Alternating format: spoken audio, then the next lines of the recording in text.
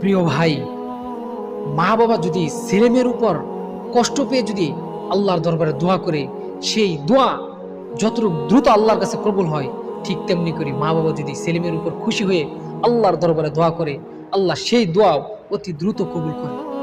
আমি আপনাদেরকে আজকে আরেকটি হাদিস শোনাইব। এই হাদিসটি শোনার পর বুঝতে পারবেন মা বাবা কি একটা জিনিস। মা বাবাকে আল্লাহ পাক রব্বুল আলামিন কতটুক মর্যাদা দিয়েছে।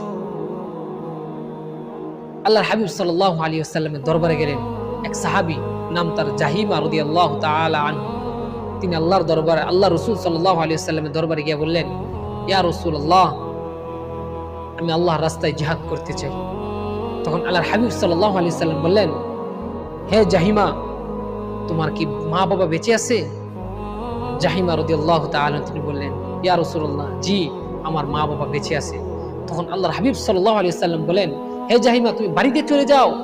তুমি বাড়িতে গিয়ে তোমার আব্বু আম্মুর খেদমত করো, তুমি তাদেরকে দেখশন করো, তাদেরকে যত্ন করো।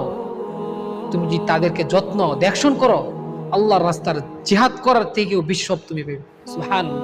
তাহলে আপনি একটি বার চিন্তা করেন, মা বাবার খেদমত করার কারণে জিহাদ করার থেকেও বেশি সব দান করে। আর আপনি সেই মা বাবার খেদমত না করে উল্টা মা বাবার সাথে খারাপ ব্যবহার করেন, মা বাবাকে বাড়ির বাইরে বের করে দিন, মা বাবাকে কষ্ট দিন। আপনি চিন্তা করেন, আল্লাহর রাস্তায় জিহাদ করার থেকেও বেশি সব আল্লাহ পাক রব্বুল আলামিন কোনো ছেলে মেয়ে মা বাবার খেদমত করে তাকে বেশি দান করে।